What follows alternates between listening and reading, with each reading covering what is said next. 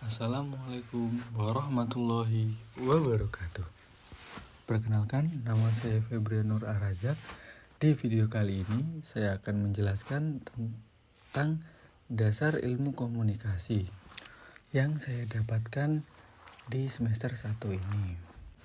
Nah, sebelum masuk ke materinya, di sini saya akan mengajak teman-teman semua untuk membaca istighfar terlebih dahulu sebanyak 3 kali.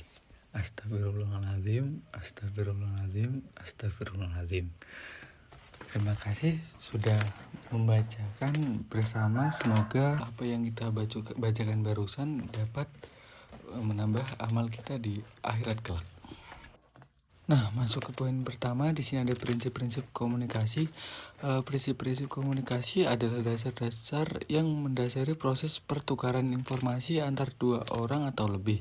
Prinsip-prinsip ini juga membantu kita untuk berkomunikasi secara efektif dan efisien.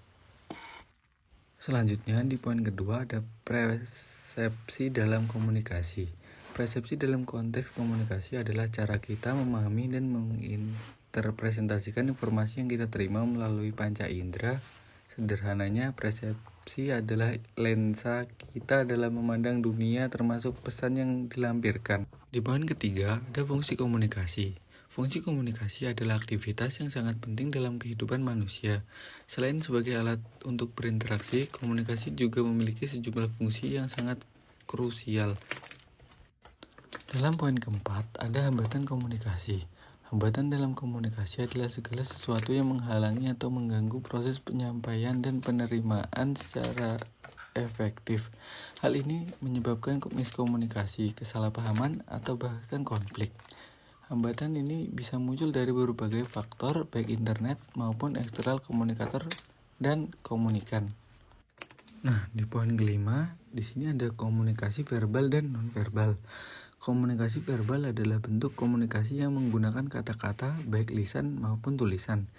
Ini adalah cara yang paling umum yang kita gunakan untuk berinteraksi dengan orang lain.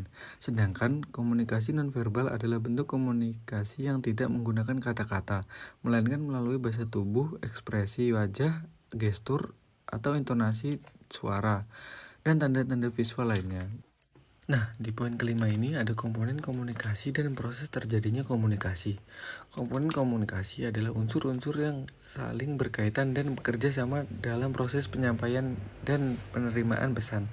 Komponen-komponen ini membentuk suatu sistem yang kompleks dan saling mempengaruhi.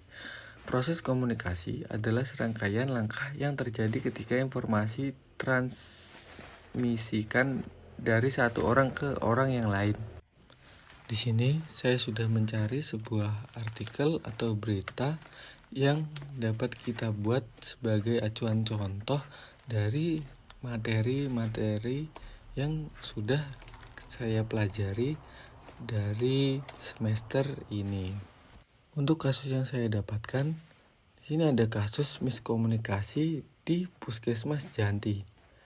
Di sini diterangkan bahwa kasus yang didapati di Puskesmas Janti ini adalah Kepala Desa Kesehatan Kota Malang, Dr. Asih Tri Rahmi Nuswantari, menjelaskan bahwa kasus viral mengenai pelayanan buruk di Puskesmas Janti sebenarnya disebabkan oleh miskomunikasi. Pasien yang seharusnya bisa ditangani di Puskesmas langsung dibawa ke rumah sakit tanpa melalui prosedur yang benar. Dalam studi kasus tadi, bisa saya analisis bahwasanya penyebab utamanya, pertama, kurangnya pemahaman masyarakat untuk mengetahui jenis penyakit yang bisa ditangani di puskesmas dan cenderung panik membawa pasien ke rumah sakit. Kedua, prosedur yang belum dipenuhi, pasien belum melalui semua prosedur yang ditetapkan seperti pemeriksaan awal di puskesmas. 3. Miskomunikasi antar pasien dan petugas puskesmas. Terjadi kesalahpahaman dalam komunikasi yang menyebabkan pasien merasa tidak puas dengan pelayanannya.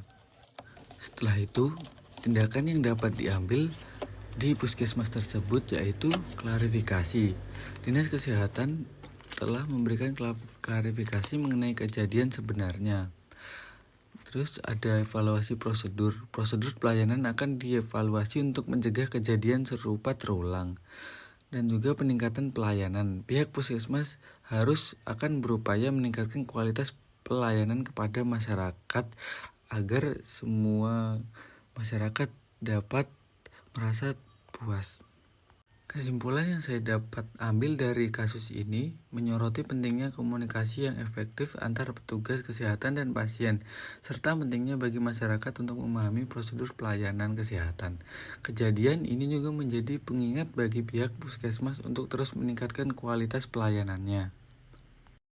Sekian video dari saya, itu tadi yang bisa saya sampaikan. Maaf bila ada kurang dan lebihnya. Terima kasih. Wassalamualaikum warahmatullahi wabarakatuh.